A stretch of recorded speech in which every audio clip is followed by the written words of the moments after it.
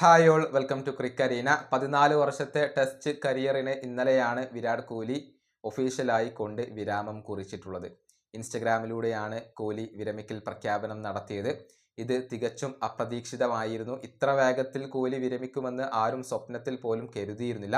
പ്രത്യേകിച്ച് രഞ്ജി ട്രോഫിയൊക്കെ കളിച്ചുകൊണ്ട് കോഹ്ലി ആ ഒരു ഫോം വീണ്ടെടുക്കാനുള്ള തയ്യാറെടുപ്പിലായിരുന്നു. ഇതിനിടയിലാണ് കോഹ്ലി ഈ ഒരു വിരമിക്കൽ പ്രഖ്യാപനം നടത്തിയത് എന്നത് പലവിധ സംശയങ്ങൾക്കും കാരണമാകുന്നുണ്ട്.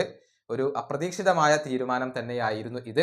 അത് ശരിവെക്കുന്ന രൂപത്തിലുള്ള ഒരു സ്റ്റേറ്റ്മെന്റ് ഡൽഹിയുടെ രഞ്ജി കോച്ച് ഇപ്പോൾ പറഞ്ഞിട്ടുണ്ട്. അതായത് കോഹ്ലി ഇംഗ്ലണ്ട് സീരീസ് കളിക്കാൻ തയ്യാറായിരുന്നു, അതിനു വേണ്ടിയുള്ള തയ്യാറെടുപ്പുകളിലായിരുന്നു. പക്ഷേ ഈ വിരമിക്കൽ പ്രഖ്യാപനം തീർത്തും അപ്രതീക്ഷിതമാണ് എന്നാണ് ഡൽഹിയുടെ രഞ്ജി കോച്ച് പറഞ്ഞിട്ടുള്ളത്. അദ്ദേഹത്തിന്റെ വാക്കുകൾ ഇങ്ങനെയാണ്: ആഴ്ചകൾക്ക് മുൻപ് വിരാട് കോഹ്ലിയുമായി ഞാൻ സംസാരിച്ചിരുന്നു. ഇംഗ്ലണ്ട് സീരീസിന് തയ്യാറെടുക്കാൻ വേണ്ടി കൗണ്ടി ക്രിക്കറ്റ് കളിക്കാൻ ഉദ്ദേശിക്കുന്നുണ്ടോ എന്ന് അറിയാൻ വേണ്ടിയായിരുന്നു ഞാൻ അദ്ദേഹത്തോട് സംസാരിച്ചിരുന്നത്. ഇംഗ്ലണ്ടിൽ ഇന്ത്യ എയുടെ 2 മത്സരങ്ങൾ കളിക്കാൻ ഉദ്ദേശിക്കുന്നുണ്ട് എന്ന് കോഹ്ലി എന്നോട് പറഞ്ഞിരുന്നു.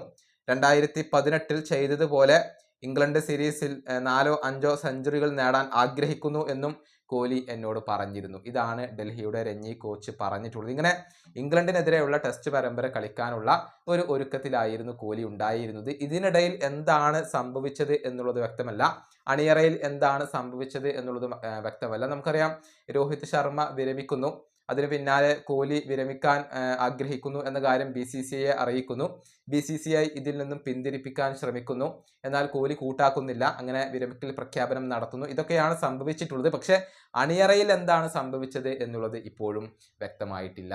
ഈ വീഡിയോ അവസാനിപ്പിക്കുന്നു. അടുത്തൊരു വീഡിയോയിൽ വീണ്ടും കാണാം.